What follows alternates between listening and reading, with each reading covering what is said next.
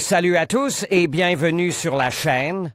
Je m'appelle Émile Garnier et ici, on parle de voitures sous tous les angles, entretien, astuces pratiques, fonctionnement des moteurs et bien plus encore. Si vous voulez mieux comprendre votre véhicule et éviter les erreurs coûteuses, vous êtes au bon endroit. Pensez à mettre un j'aime, à vous abonner à la chaîne et à regarder la vidéo jusqu'à la fin.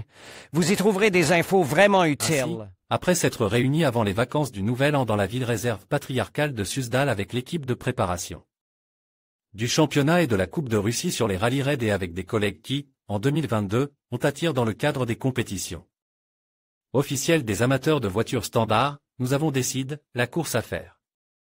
C'est ainsi que le festival automobile Prince Vladimir Campagne d'hiver 2023, ou, comme dans les documents officiels, des camps d'entraînement avec le même nom. La base des participants au festival devrait être constituée de véhicules tout-terrain et de crossovers de série. Par de série, nous entendons des véhicules sans châssis, sans godet, sans ceinture à 6 points d'ancrage et autres sur lesquels les pilotes se déplacent dans la vie normale. La course est techniquement divisée en une piste de rallye raid le premier jour et des courses par paire, synchrones, le deuxième jour. Pour ceux qui sont plutôt légers, il est prévu de faire une course d'orientation à partir de 12 points de Suzdal à Jurjev Polski. Le projet, Weekend avec UAZ, vise à attirer des coureurs potentiels et à promouvoir la course d'orientation, tandis que notre équipe s'occupe de ce qu'elle fait habituellement, itinéraire pour les courses, approbation, carnet de route, arbitrage. Et, bien sûr, en tant que co-organisateur, nous nous assurons la possibilité de la participation d'une douzaine de nos équipages amis, ce qui devrait diluer le nombre du AZ. Et voici quelques jours avant le départ. La course est prête avec l'aide totale de l'administration du district de Jurjev Polski.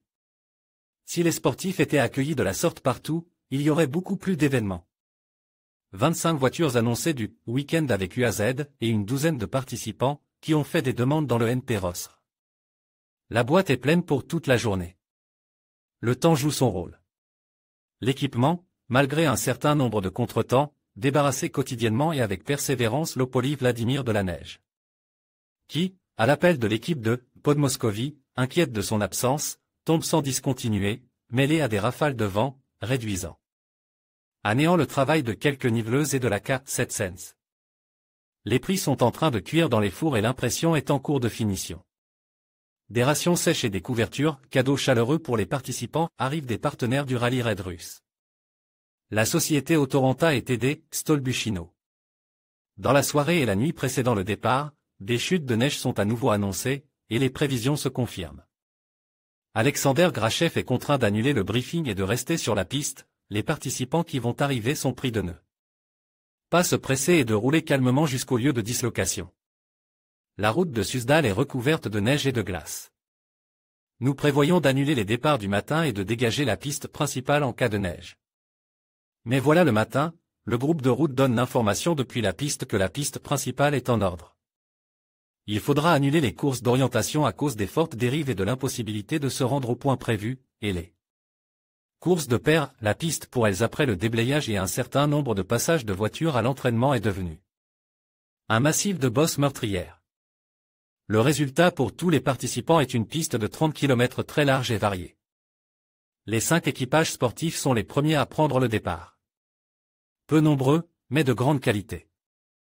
Il s'agit de maîtres sportifs de Russie, y compris de classes honorables et internationales, de lauréats et de gagnants de compétition internationales, presque tous participants répétés du Dakar, Boris Gadazin, Andrei Novikov, Igor Petenko, Andrei Rubskoy, Andrei Suchantsov, Alexander Chanov, Anton Melnikov, Anton Nikolaev, Dmitri Kozukov et Dmitri Karpov. Aujourd'hui, 5 parcelles spéciales leur sont réservées. Et voici les résultats du classement sportif. Bien sûr, il s'agit d'un ATC et de voitures de différentes classes, mais personne n'annule le chronométrage. Ainsi, Boris Gadazin ne perd que 13 secondes sur Andrei Novikov dans la première section spéciale, avant de remporter les 4 autres. Boris, soit dit en passant, affiche la vitesse moyenne maximale de 82,72 km/h. Les deuxième et troisième places sont occupées par les prototypes d'Andrei Rutsky et Andrei Suchantsov respectivement, à 4 minutes. Et quelques de Boris et de l'autre. Et quelques résultats officieux pour les voitures de sport. Andrei Novikov a eu des problèmes avec le moteur à combustion interne. Anton Melnikov et Anton Nikolaev ont également eu des problèmes avec le moteur à combustion interne, et ils se sont arrêtés après. Le deuxième SU, après avoir parcouru seulement 60 km de la distance. Le prototype d'Andrei Rudski produisait parfois des étincelles avec le câblage. C'était désagréable, mais c'est pour cela que les équipes sont venues. Et c'est peut-être une coïncidence, mais après avoir éliminé les défauts, c'est l'équipage Andrei Rudski et Dmitri Karpov qui a remporte la première place sur la Northern Forest Baja dans la catégorie T1, et Anton Melnikov et Anton Nikolaev ont remporté la première place dans la catégorie T2. L'UTS les a-t-il aidés? Nous le saurons un jour. Et maintenant, nous félicitons tous les vainqueurs, les arrivants et les participants de la première étape du championnat russe de Rally Raid, et nous vous préparons un matériel non moins intéressant sur les classements P3K et les nouveaux événements. Matériel pour les partenaires. En conclusion, passer un week-end correctement à Prince Vladimir, en profitant d'une randonnée hivernale, est une expérience enrichissante. Qui allie nature, aventure et détente. Que vous soyez un amateur de paysages en neige ou un passionné de randonnée, cette destination offre des moments inoubliables. N'oubliez pas de bien vous préparer, de respecter l'environnement et de savourer chaque instant. Alors, préparez vos équipements et partez à la découverte de cette magnifique région. Bon week-end à tous.